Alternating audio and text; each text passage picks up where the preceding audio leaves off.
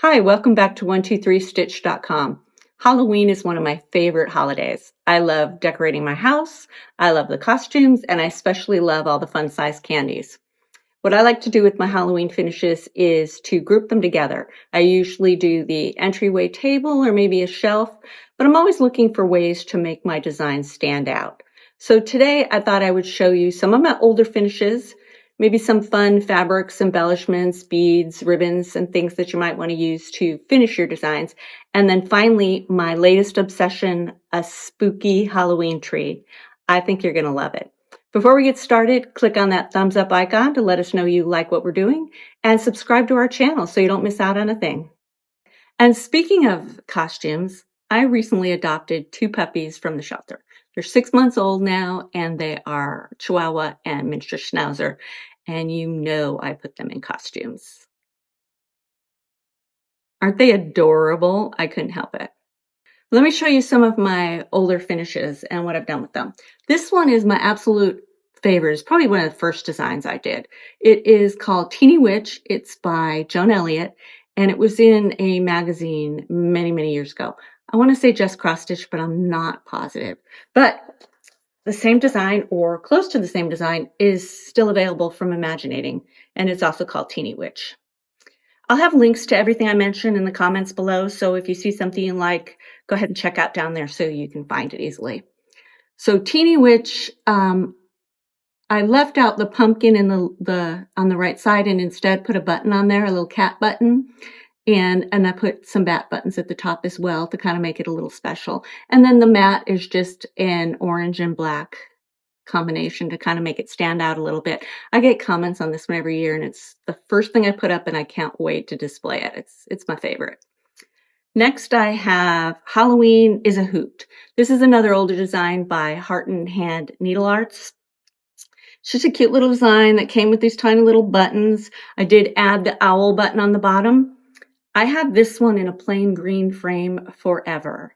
But then I found this black flower frame. It's such a deep black, it looks really spooky, and I think it makes the design really stand out. It also comes with a stand on the back so that it's good for my displays. Next up, we have an Amy Bruecken design. This one was called Little Miss Candy Corn. And I just think she's adorable with her little feet sticking out there. And to make her a little special, I put Mill Hill candy corn buttons around the side, and then I added this double wire bow at the top here. Another Amy Bruecken design is this one here, and this is called Eek. I did it on a bright green fabric to make it really stand out against the black, and then she's got some a little spider button there. I think she's cute. The frame, I don't know where I got this, but I think it really makes the design. It's black, but it's got glitter all around the edges, which makes it stand out. If you can't find a glitter frame, they do sell glitter paint. You can kind of paint one your own, but it's always fun when you find one yourself. One other design I have, and maybe someone out there can help me identify it because I don't remember who the designer is. This cute little witch got a lot of Mill Hill beads on her, and I think it might have been a Mill Hill design, but I'm not sure. If you recognize it, let me know. It's also stitched on that bright green Aida cloth. I like that a lot. When I'm out shopping during the year, I always like to look at in clearance sections, at craft fairs, at flea markets, even antique stores, and look for different frames that my cross stitch might look good in, embellishments, trim, ribbon, that kind of thing. I collect them during the year, and then when I find the perfect project for them, I go ahead and add it to it. Let me move these out of the way real quick. And then I'm going to show you some of the frames I have found recently. This first one is a cute little bat frame. And I didn't have anything stitched in it yet, so I did this little witch hat from It's So Emma real quick, and then added some gold star buttons around the side. The fabric is 14 count Aida. It's something I had as a scrap, but I'm pretty sure it's a picture of this plus because it's got those crystal fibers running through it. I think it's really cute in the bat frame and it stands up, so perfect for the display. Some other frames I have are this cute little pumpkin. That would also work really good for a fall design. And then I have a coffin frame. I love this. I need to find the perfect design for it. Don't know what that is yet, but I'm going to find it. And this frame I found at a craft fair. It's just a wooden frame, wooden open frame. It's black, but it's got these great bright green little dots around it that I think will look really good in a design. So these are yet to be filled, and I'm sure I'll add to my collection as the year goes on, especially for the after Halloween sales.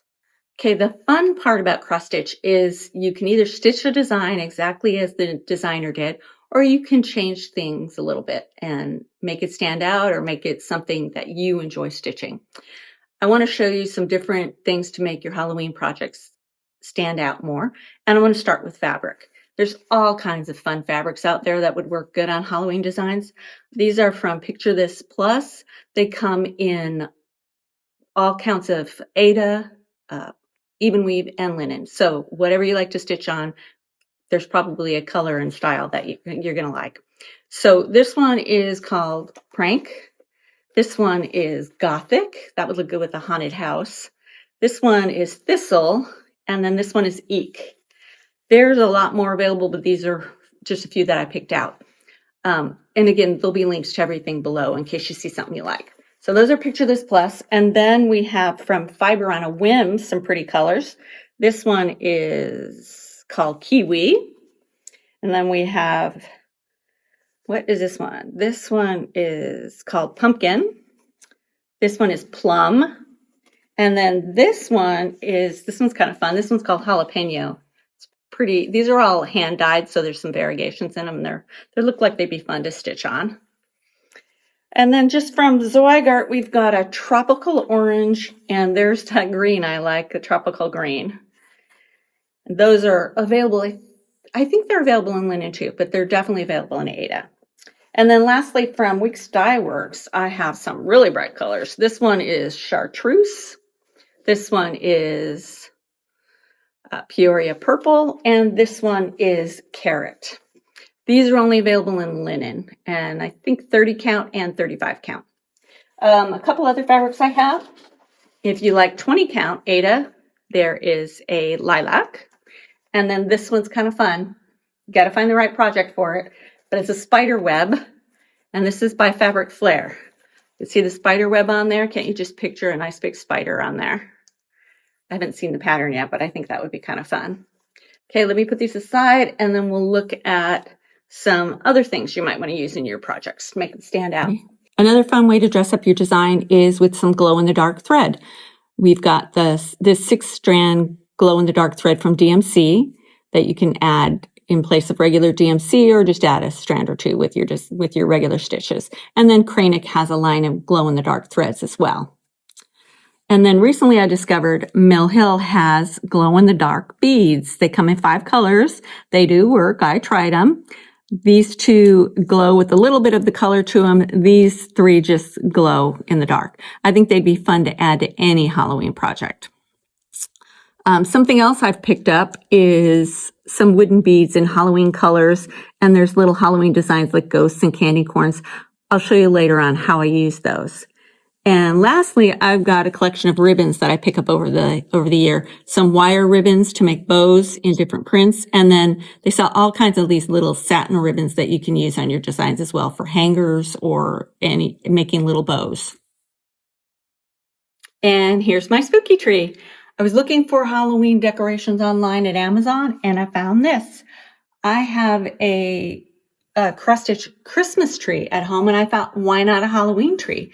So I've been having lots of fun putting ornaments on here. This is just one piece plastic, comes with purple and orange lights. It's a lot of fun, and you can put all kinds of ornaments on it. This is what I've just done in the past couple of weeks, but I'm going to be adding to it. My first ornament here is called Boo Ghost. It's a Mill Hill design, super fast and easy to stitch. If you haven't done Mill Hill designs before, they're a lot of fun. They're done on perforated paper, DMC floss, and then you put the beading on, which is much easier than you think.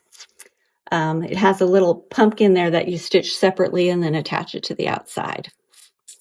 The next ornament I made is this one over here called Stitchin' Wood Ghost by Romy's Creations. And this design comes with 2 patterns. that you get to choose from, and this pre-cut ghost shape. It's painted white on the front, and it's got a bunch of little holes in it, and you're actually stitching in the holes. It's super easy. Kids could do this, beginners could do it.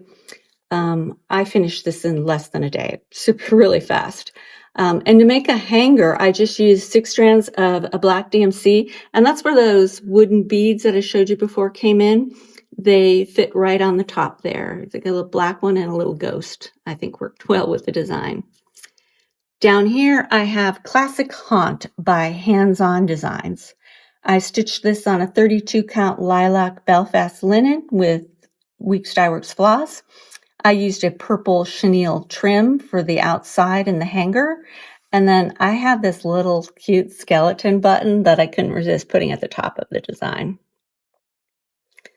Next up, we have on the other side over here, we have Hoppy Halloween by Satsuma Street. She has a whole collection of Halloween ornaments. If you're interested, Christmas ornaments too, but Halloween ornaments, they come with the perforated paper and the floss, the beads, and fun little sequins that go on there too. I really enjoyed stitching that one. That was cute. And lastly, I have down here, I have another Mill Hill ornament that is called Pet Spider, because the ghost is walking his little spider there. And this one, if I were to stitch it again, and I might, I'm going to use glow-in-the-dark beads instead of the solid white beads there, because that would be really cute, I think. And I just did a little purple satin ribbon for the hanger. So that's what I've got so far. I'm working on it. I'm going to add a whole bunch more. What do you think of my spooky tree? I hope you enjoyed today's video, and we'll see you again real soon. Please leave comments for us. We read them all, and we love to hear from you. See you again soon.